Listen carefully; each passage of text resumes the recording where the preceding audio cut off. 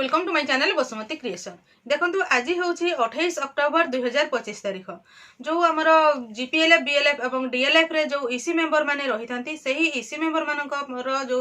Restructure पई letter जारी करा जायतिला सही लेटर उपरे ताको विरोध करिकि से जीपीएलएफ बीएलएफ और डीएलएफ रो ईसी मेंबर माने हाईकोर्ट करथिले जोटा कि तांकर 15 एप्रिल 2025 तारिख रे से माने केस फाइल करथिले 16 एप्रिल रे ताहार रजिस्ट्रेशन हेइथिला। तार विभिन्न समय रे डेट बाय डेट गोटे परे गोटे डेट आसीथिला एवं एही अक्टोबर मासरे टोटल 7टी डेट आसीथिला जोटा कि थिला हमर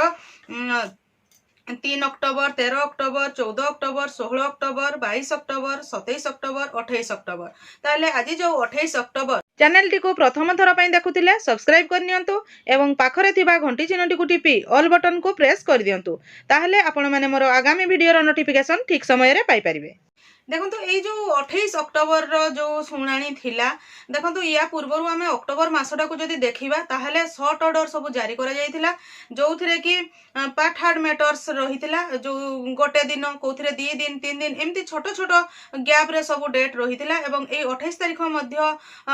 जो शुणाणी हेइछि सेही थिरे कोन अछि चलंतु एबे डिटेल्स जानिबा जो थिरे माने किछि शुणाणी सेमती किछि जणा पडु नथिला खाली डेट पर डेट पाखा पाखी सब आसी चलथिला किंतु ए जो 28 तारिख दिन जो शुणाणी होइछि एही शुणाणी परे आ गोटे डेट आसीछि सेही डेट टी होछि आपनकर 11 नवेम्बर 2025 तारिख जोटा कि दिने 2 दिन थिला एइथिरे आपनकर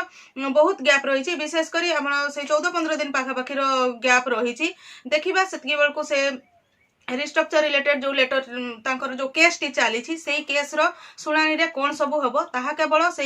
नवेम्बर 11 2025 तारिख जाइकी आपण माने जानि परिबे बा आमे माने समस्ते जानि परिबा जो मान को मन रे रहूची जे ए केस विषय रे कोन हैला कोन तार अपडेट रहूची ताहले हमको समस्त को से नवेम्बर 11 2025 तारिख को अपेक्षा करिया पई पड़िबो सेही दिन जाइकी समस्ते जानि परिबे जे ईसी मेंबर मानकर नेक्स्ट डेट बा तार शुणाणी रे कोन सब अपडेट आसीछि। आज वीडियो रे आपण ई अपडेट विषय रे जानि परिथिबे। आज वीडियो रे बास एतिकी वीडियो टी को शेष पर्यंत देखतिबारु आपनको बहुत बहुत धन्यवाद। नमस्कार।